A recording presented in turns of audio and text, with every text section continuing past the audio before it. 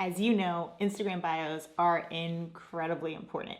It gives the viewer their first glimpse at you. And first impressions matter. When the viewer clicks on your profile, the bio is the very first thing that they see. And honey, they're going to read it before they even scroll through your photos or your reels or your videos. That's why in this video, we're going over the 5 most essential things that you need to have in your Instagram bio today. Hi, and welcome back. I'm Shannon, and I help small business owners and creative entrepreneurs build a community, create an impact, and increase their revenue with social media. Let's get started. When it comes to Instagram, the bio is so important because it's the first thing that people see when they go to your profile. It has to be perfect. People today want to know how you're going to help them. What are they going to get out of following you? It's a whole new ball game with Instagram nowadays.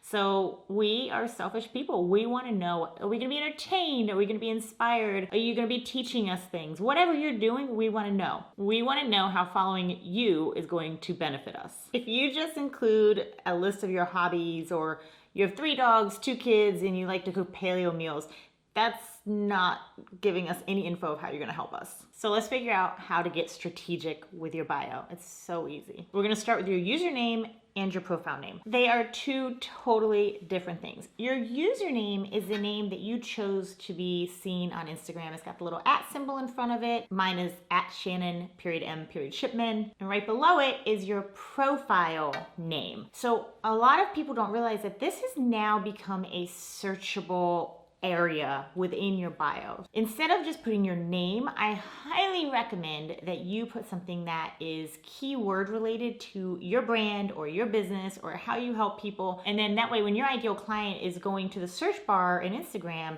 and they're typing social media strategist, like, you will pop up, whatever it is that you do.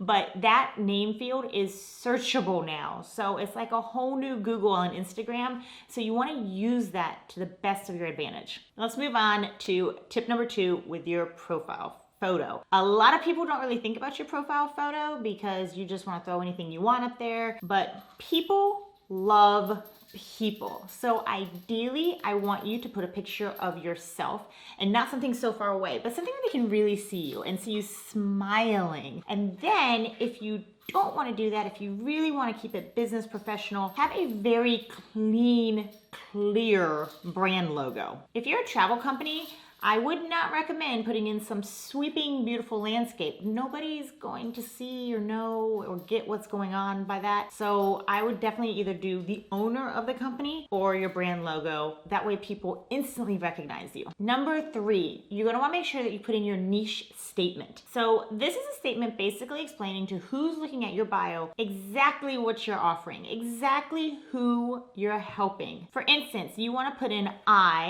and then you want to put in your name or your company, help, and then you want to put in your target audience, and then you want to say with, and then you want to insert their problem. So I help small businesses use social media to create more revenue, create a impact, to create a community. So that's what I do. Play around with it, and your bio doesn't have to be stuck in stone. Just make sure that if you change it around, you're still kind of staying with the same categories that we're talking about. Tip number 4. Add a CTA or a call to action. Now that you have their attention, you want to make sure that they are actually going to do what you want them to do. So do you want them to sign up for an email list? Do you want them to check out a sale? Do you want them to go to your free resources? Do you want them to go to your resource on 30 meals in 30 minutes? Whatever it is that you want them to go to, tell them that they can grab it below, and then you're going to include your links. So that moves on to tip number 5. Include your link. I don't exactly recommend doing just your website homepage because that'll give them a few minutes to try to waste time to figure out what they're looking for. I would include